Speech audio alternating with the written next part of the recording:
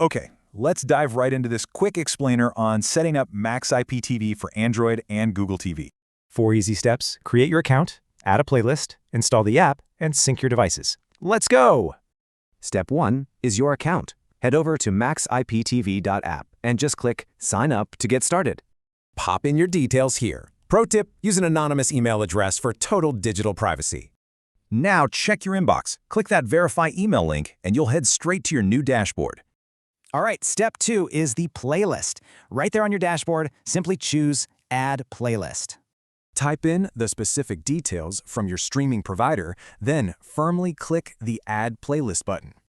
On to step 3, installing the app. Grab your streaming device and open up the Google Play Store. Search for Max IPTV. Just make absolutely sure you pick the correct official app from those results. Hit install, give it just a few seconds to download, and then go ahead and click Open. Step 4 is syncing everything up. On your screen, select the option to Restore from Max IPTV. You'll see an activation screen pop up asking for a code. Leave that open for just a sec.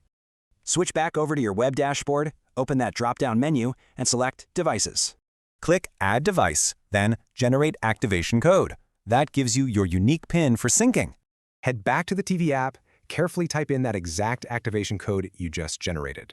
Choose Activate Device, pick the playlist you added earlier, and finally, hit that Add button.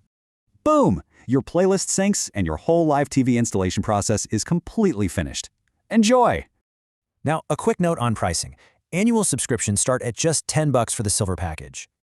But hey, we strongly recommend testing it out first. Definitely take advantage of their 7-day free trial. Our review? It has great foundational features, though it does occasionally suffer from a bit of playback stuttering. Good news though, the developer promises upcoming optimizations and dynamic buffering updates to fix that very soon.